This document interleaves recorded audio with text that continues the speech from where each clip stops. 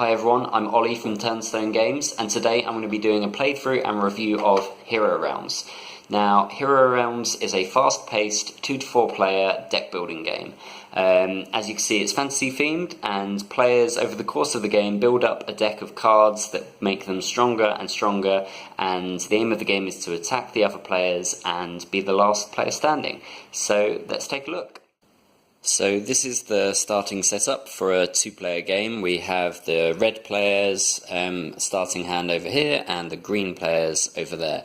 Now normally you wouldn't have your hand displayed out like this, you'd keep it secret, but I'm just going to do a 2-player run through, and I don't think there's any harm in displaying the cards like this for that. So the first player only gets to draw 3 cards from their deck at the start of the game. The second player, however, can draw 5 cards from the deck.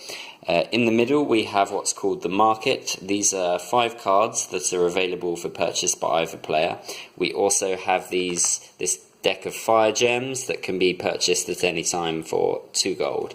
The cost of all of the cards is displayed in the top right corner. Over here we've just got the scorecards showing how many hit points each player has left. At the start of the game, players start with 50 points, and then you can rotate these around as you go down to 49, 48, 47, etc. The first person to go down to 0 hit points loses the game. So what I'm going to do now is just start playing this 2-player game to show how the game works.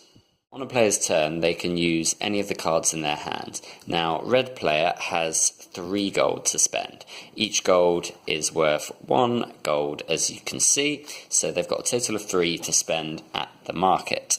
Now, the only cards they could buy are the Orc Grunt for a cost of 3, or the Influence for a cost of 2. I think they're going to go ahead and get the Influence card because it costs 2, but on a future turn, when they get this card into their hand, it will be worth 3 gold, so it will increase their buying power in future turns. They'll also be able, they've got the possibility to sacrifice this card. That's what this symbol means. If they do sacrifice this card, where they remove it from the game, they will get to deal 3 combat damage. So that might be useful on a future turn. So they're going to go ahead and buy that. It costs 2 gold. They have 2 gold. They've got 1 gold left over, but there's nothing. I mean, let's replace that card. It costs 2 gold. So there's nothing they can do with their 1 gold. So unfortunately they lose that. You don't carry it over onto future turns. So they discard all of their gold and then draw 5 new cards. So they've got a short sword, 2 gold, a dagger, and a ruby. So that's what they'll be able to do things with on their next turn. Okay, over to a green player. So green player actually has 4 gold to spend at the market, so let's see what they can buy with that. Now, I think they're going to go ahead and get the Elven Gifts, because this looks quite useful. It only costs 2, and on a future turn, if they draw this card, it will give them 2 gold to spend, but they may also draw a card, and if they do, they can discard a card. They have to discard a card, so I mean that could potentially be useful. And also, so this at the bottom, when you see one of these symbols down here, if you play a card and at the same time as another card of that type, then you get this bonus down here. So if I played another card, for instance this Orc Grunt with that symbol, I would get an additional 4 combat on that turn, so that could be very useful. So I'll buy that for 2 gold, that goes in the discard pile. 2 gold spent, 2 gold left to spend. Let's see what the next card is. Well, that costs 4 gold. So the only thing they can afford is a fire gem. Now, they will go ahead and get the fire gem because it only costs 2 gold. But on a future turn, it will give them 2 gold, and they can potentially sacrifice it to get 3 combat. So that's all go in their discard pile. they've spent their 4 gold. Now, they also have this short sword left over. Now, when a card has this combat symbol down here, you can deal that amount of damage to the opposing player. So they've got a combat of 2. They're going to use that to attack the red player.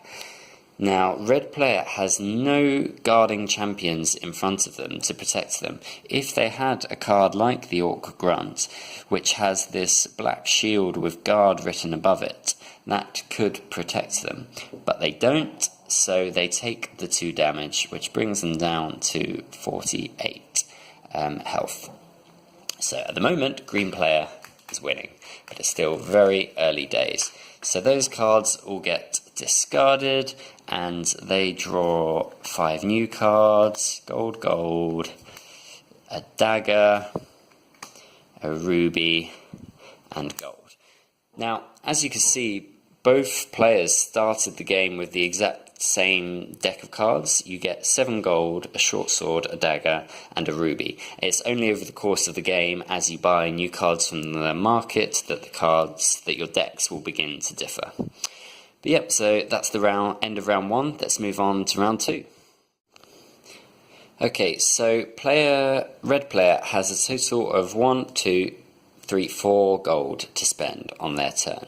So, looking at the market, I think the cards that they are going to buy, I think they're going to get this Rally the Troops, because this is a very useful card. It costs 4 gold, and it gives them 5 combat, and also it can let them restore 5 health on their turn. So that will be very, very useful. They're going to go ahead and buy that. So that cost them 4 gold, so they've spent their 4 gold. Now they also have 3 combat, so they're going to go ahead and attack a green player who has no guarding champions in front of them.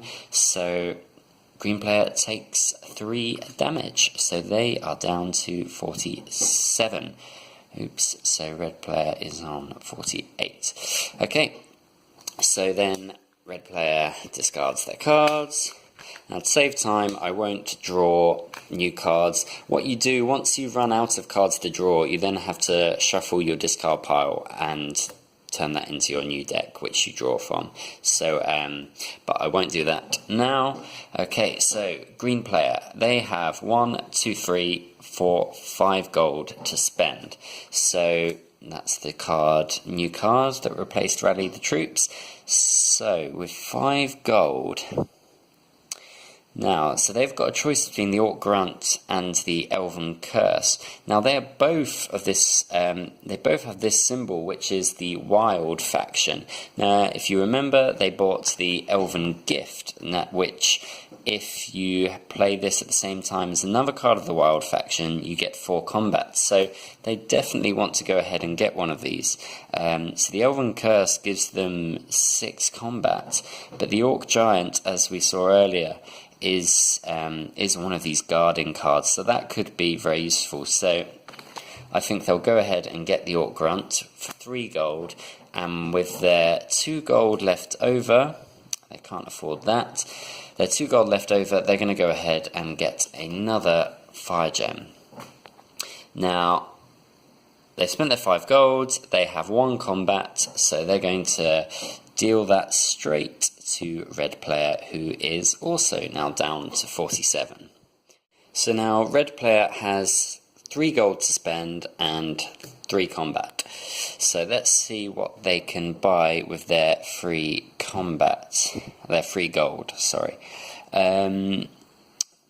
They could either get this Elven Curse, which deals 6 combat, or they could get a fire gem.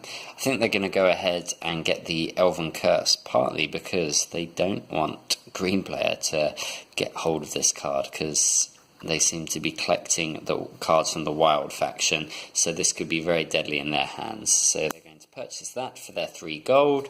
We will replace it. And then they have 3 combat, which they will deal straight to green player, who is now down to 44.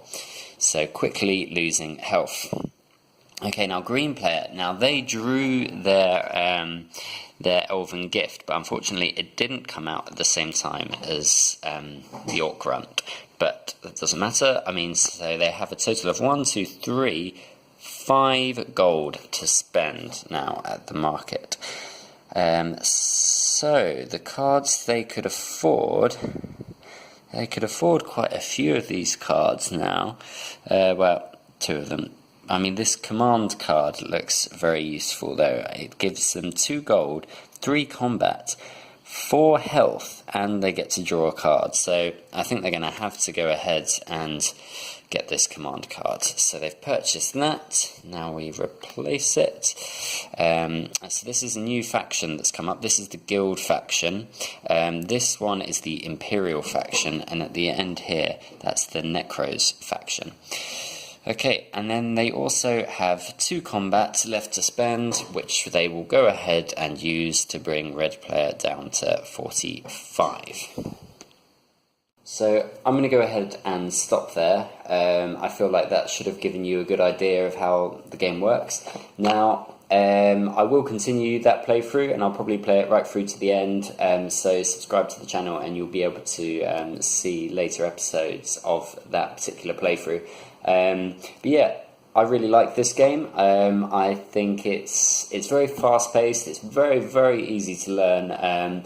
You can, because the basic cards in your deck only just have gold and combat on them, it's very easy to teach. You learn the game as you play it and as you buy new cards. And because there's only normally a choice of 1 or 2 cards you can buy on your first couple of turns, you don't have to spend lots of time looking at all of the 5 cards in the market to see what's available to you, because you can't afford most of them. So yeah, really easy to explain to new players, and it's very accessible, I think. I guess one issue with it is the fantasy theme can put off quite a few players, potential gamers who aren't into like the fantasy theme. I mean, I've tried to suggest that we play this with some of my friends, and they're not so keen on the theme, so they've just looked at the box and thought, no, that's not for me. So that is a drawback with it. But for people who like the fantasy theme, which I do very much, you can really get into this game. The artwork on the cards is great, and yeah, and just some of the cards are really awesome. I really like them, and it flows really well as a game. It can end quite quickly if you aren't able to get enough guarding cards in front of you or able to restore your health. You can lose the game pretty quickly, but otherwise it can go on longer, so it's quite hard to say how long a game goes on for.